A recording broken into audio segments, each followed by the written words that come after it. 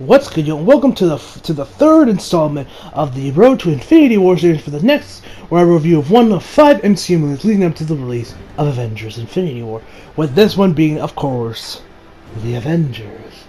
With the Avengers being the first movie where all things that would culminate in Phase 1 would lead into, of course, the first to our payoff from those 5 movies.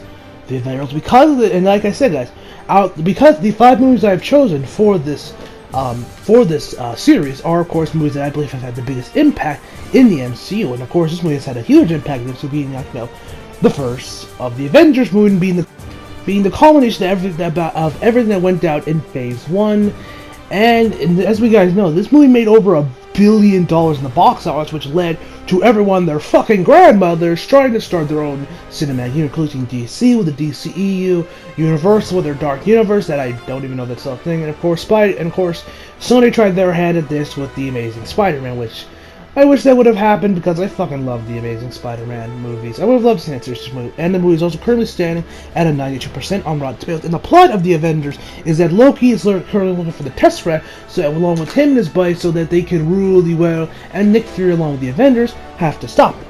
Now let's start with the cast. Now the cast is, of course, stars Robert Downey Jr., Chris Evans, Mark Ruffalo, Scarlett Johansson, Samuel L. motherfucking Jackson, as well as Mark Ruffalo, if I didn't already say his name, as well as many, many more. And let's talk about the pros first. This movie is fucking awesome. Like, this definitely has a spot in my top 10 favorite MCU movies of all time. Like, I love this movie to death. Like, okay. Like I said, guys, because I just finished rewatching, because there's so much I can talk about. Like I said, let's first start with the cast. The cast themselves is fucking up.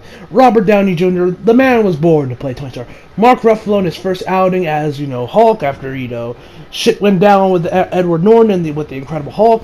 Mark Ruffalo, like I said in my Incredible Hulk review, he is fantastic. Like, he is fantastic as Bruce Banner and the Hulk, and looking forward to seeing his favorite. Chris Evans was also great as Captain America. Samuel L. motherfucking Jackson is great being Samuel L. motherfucking Jackson. I mean, my man, I love Samuel L. motherfucking Jackson. I just love when he says, like, yes, I know the council made a decision, but knowing that's a stupid ass decision, I would elected to ignore it. Like, I love it. And of course, Loki. Tom Hiddleston as Loki. I can definitely say he is one of my favorite MCU villains of all time. But now, is he not my favorite? No. I'd say that honor goes to Michael Keaton for Vulture, mostly due to my bias towards Spider-Man. But hey, Michael Keaton was Vulture was always fantastic. Like, oh man, that man just. I mean, if you saw Spider-Man, you know that Michael Keaton could make you shit yourself without even raising his voice, just talking to you in a normal tone, and he can have you shitting yourself in fear. Because man, that man still remembers his Batman. So, god damn. Is that man intimidating? Anyway, the CGI is great, and the music for this movie is also fantastic. Like, that theme, which of course is playing in the background right now, is, I love it.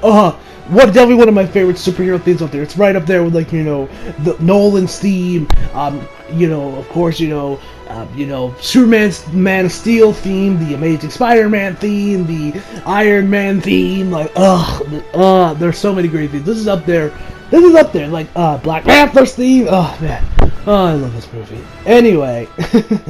Anyway, so, now let's get on to the negatives, because I don't have much negatives with this movie, but I do have one thing I gotta say. I will definitely admit, this movie is kind of slow with the beginning parts. Like, I was watching, I was like, okay, yeah. I mean, when they get the team all together, of course, it got to be slow, get the team together. We always see them, facing off against each other. And then, but that's kind of like more of like a minor thing. Like, that's more, like, it doesn't really attract from the overall experience. I was just like, if I had something to complain about, I would probably say the movie was like a little too slow at the beginning part, but once we get to New York and the portal opens and the Avengers assemble, oh my god, guys, I'm not gonna lie, when I saw the Avengers assemble for the first time in that IMAX theater when I was 12 years old, I'm pretty sure I was 12, this movie came in 2012, right? I'm not the actual dates. Anyway, when I saw that, my 12-year-old mind just lost, the 20 to 12-year-old nerd inside just lost it. I was like, the Avengers are now on screen! And when I was 12, by the way, when I was 12 years old, when I was that young, I knew these movies were connected, but I didn't know these movies were connected. You know, like where yeah, I know Iron Man, Thor, and Captain America were all connecting the same year, but I was like, you know, it's not like I'd have the knowledge of the MCU like I do now, where I kind of know about the phases, and I know, like, even back then, I wouldn't even stay for the end credits. Like, I didn't even stay for the end credits for any of the phase 1 movies. It wasn't until like phase 2 when I realized, oh yeah, you're supposed to stay after the end credits for all these movies. Then Ultron came out and kind of gave me just kind of a middle finger and be like, the Avengers will return, that's it, ha ha ha ha ha, fuck you, fuck you, fuck you, fuck you. Nice little fuck you from Joss Whedon, who also directed this movie as well. And yeah, that's really all I gotta say with the movie. Like the action at the end of the movie was just great, and the movie is funny. So like the scene where Loki's like, "Stop! I am a god, you dull creature, and I will not be bullied by such an." They'll just smash it, and then when they reacted to that, and Ragnarok, I was like, "Yes, that's how it feels." Oh, I love this movie. What more can I say? The cast is great. The directing was great. Everything about the movie was fantastic. So my final verdict, and as you guys know, the gameplay history is of Marvel Ultimate Alliance 1, which is honestly one of my... I loved that game to death. When I was 6 years old, I was playing the game on my 360. Oh, I loved it. I love this game.